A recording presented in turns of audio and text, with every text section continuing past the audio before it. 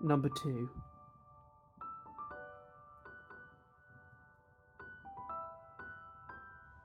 Hello everybody, it's Reverend Tim Yao here on day 2 of our Advent Reflections. I wonder if you feel lucky. They reckon that to play the national lottery, you're more likely to be hit by lightning than to win that big pot of cash.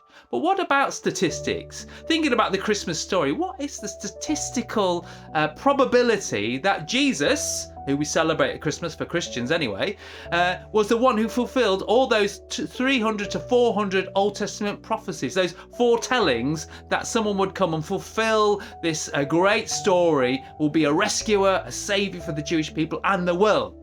Well, believe it or not, a statistician called Peter Stoner did some work on it. Yes, I'm not a mathematician and I don't know how he did it. However, this is what he found. He looked at some of those prophecies like Jesus would be born of a virgin, Jesus would be born in Bethlehem, that he would be sold out by Judas for 30 pieces of silver, and looking at the ways he would die on the cross that you see in Psalm 22. Look for yourselves. It kind of goes on all about what would happen to him, and the things that you find in Isaiah and Micah, even all the way back to the book of Genesis. What are the chances? Well, Peter Stoner just looks at 8 of those prophecies, and he said the chances were 10 to the power of 17. That's 10 with 17 zeros behind it. Now, what does that look like in practice? Well, imagine the British Isles, if you may, and it was covered in £1 coins laid out everywhere, but 2 meters deep.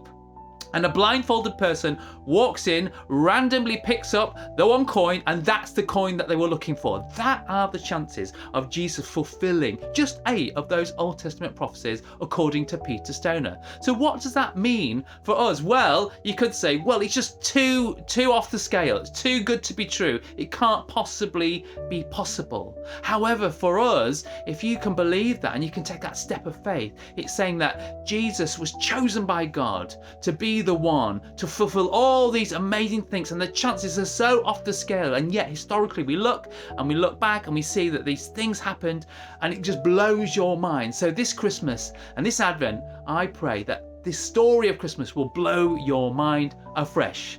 Hope you have a great one, and I'll talk to you soon. Bye.